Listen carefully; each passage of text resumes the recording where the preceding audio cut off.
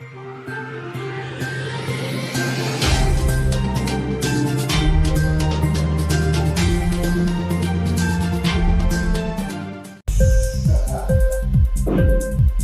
TV prime time news కి స్వాగతం.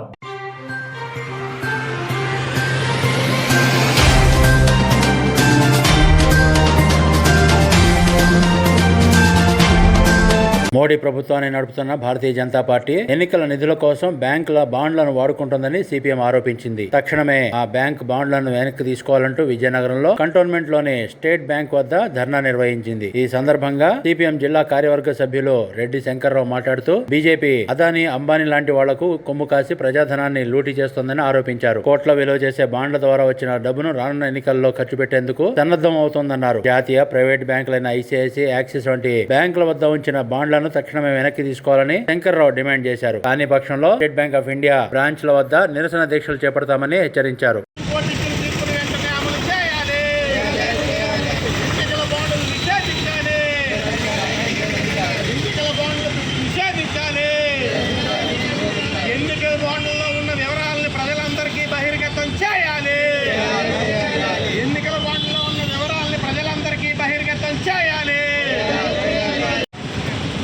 కేంద్రంలో బీజేపీ అధికారంలోకి వచ్చాక ప్రభుత్వ రంగ సంస్థలన్నీ ప్రైవేటీకరణ చేయడానికి అంబానీకి, అదానీకి, అలాగే మహ్తరాల్, సింఘానియా, టాటా, బిర్లా లాంటి పెట్టుబడిదారులకు అప్పచెప్పి దానికి బదులుగా వేల కోట్ల రూపాయలు బాండ్ల రూపంలో తన పార్టీ ఫండ్ తీసుకొని దానికి ఎన్నికల బాండ్ అని పేరు పెట్టి ఆ బాండ్లన్నీ కూడా ఎస్బీఐలోన, ఐసిఐసిఐ బ్యాంక్ లాంటి కొన్ని ప్రైవేటు, గవర్నమెంట్ బ్యాంకుల్లో వేసుకొని వేల కోట్ల రూపాయలు ఎన్నికల నిధుల కింద తీసుకోవడం అనే ఒక దుర్మార్గమైన పద్ధతిని ఈరోజు రాజకీయ పార్టీలు, బూర్జువా రాజకీయ పార్టీలు ప్రారంభించాయి. అందులో బీజేపీ ముందున్నది. ఈరోజు దేశవ్యాప్తంగా సుప్రీంకోర్టు ఒక సంచలనమైన తీర్పు ఇచ్చింది. ఎన్నికల బాండ్లు ఏవైతే ఉన్నాయో వాటిని మొన్న 10వ తారీఖు లోపు వెంటనే బహిర్గతం చేయాలి. అలాగే ఎస్బీఐలో ఉన్నటువంటి ఏ పార్టీకి ఎన్ని వేల కోట్ల రూపాయలు ఎస్బీఐలో ఉన్నాయో ఆ బాండ్ల వివరాలన్నీ బయట పెట్టాలి, వెబ్సైట్లో ఓపెన్గా ఉంచాలని చెప్పింది. కానీ దుర్మార్గం ఏంటంటే ఎస్బీఐలో ఉన్నటువంటి యాజమాన్యం ఈరోజు స్టేట్ బ్యాంకులో ఉన్న రాజకీయ పార్టీల యొక్క ఎన్నికల బాండ్ల యొక్క వివరాలని పక్కన పెట్టేసి పూర్తిగా బ్లాక్ చేసేసింది. వాటిని బహిర్గతం చేసి ప్రజలకు చూపించాలని మేము ఎస్బీఐ యాజమాన్యానికి, అలాగే కేంద్ర ప్రభుత్వానికి, ఎన్నికల కమిషన్కి డిమాండ్ చేస్తున్నాం.